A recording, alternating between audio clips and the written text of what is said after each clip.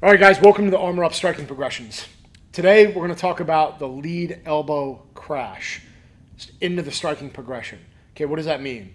Typically, we're in this nonviolent posture, or again, the nonviolent posture is always, what are we doing with our hands? How does it mirror the environment? This doesn't make sense to do if a guy's, talking crap to me 20 yards away, right? So what's the context of where our nonviolent posture is? Okay, it could be any one of these positions, whether we're adjusting our hat. It doesn't matter what our nonviolent posture is. It just needs to be protecting our central nervous system at the right time with time and opportunity. Okay, that reactionary gap, if they close the reactionary gap, okay, if I walk into the camera and the camera is actually a threat, as I start to close the distance, my hands slowly need to start coming up until it makes sense where if I'm in combative range, now I'm protecting my central nervous system and my hands are ready to respond. This lead elbow crash, okay, is if our nonviolent posture is up, even like this I can use it.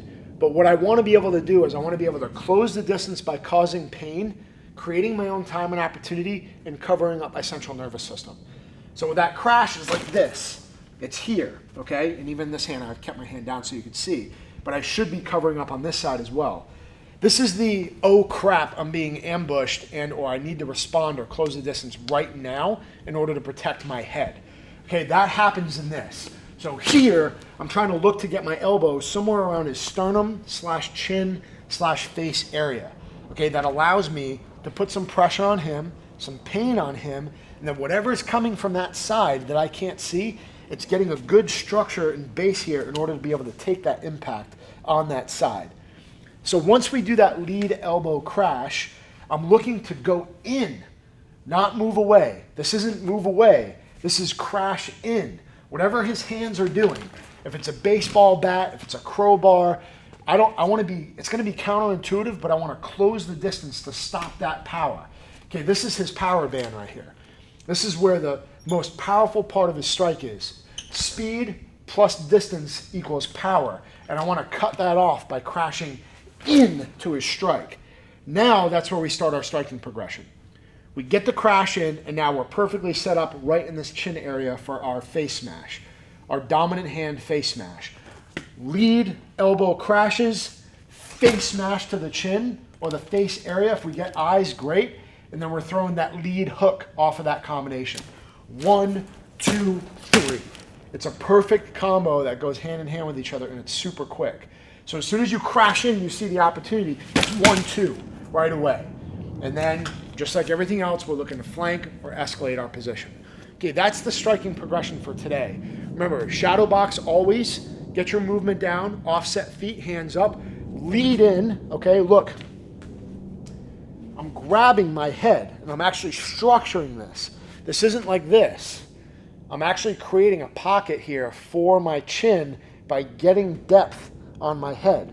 Now my chin is buried and protected. This creates structure here is almost like a shield slash ramrod, if you will. It's like I'm crashing in with this elbow to cause pain here. I mean, I can feel myself bottoming out on his chest and his sternum right here. That's the reaction that I want. I want to go here and then throw what I'm already loaded for into the chin face area. Even if I had a side shot of this, I'd be able to crash in and then throw that same combination up top to set myself up for success. So lead side crash, face smash, not dropping this hand, and then throw that hook with that open hand into his head or face area. That's the combination. Work through the escalation of force, always shadow box, always increase to 50, and then get to the point where you're throwing full power strikes. Get used to crashing in and what that feels like. If you have a buddy or a partner to do this with, great. Then they're going to be able to give you real-time stimulus based off of what you're looking at. So if I have somebody here and they're getting ready to throw this strike, right, that's where I'm looking for all those precursors and that preemptive movement. So if I see his feet loaded, his fists balling up, his face is grimacing, all those things that happen, my hands are up, prepared. The second I see that hand start to move and I already know it's going down, that's when the crash is going to start happening.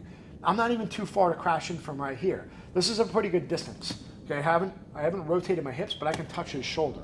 So at that point, I'm going to crash in to give him something to think about, cut his power off, and then start throwing my strikes into that point. I still feel stimulus with that arm outside. I'm going to attack 2-on-1. We'll probably talk about that in another principle. And then I move him out of the way so I can start looking for either A, escalation of force, or a better position in the room. That's the lead elbow crash. This is the ARMR-UP striking progression. See you guys in the next one.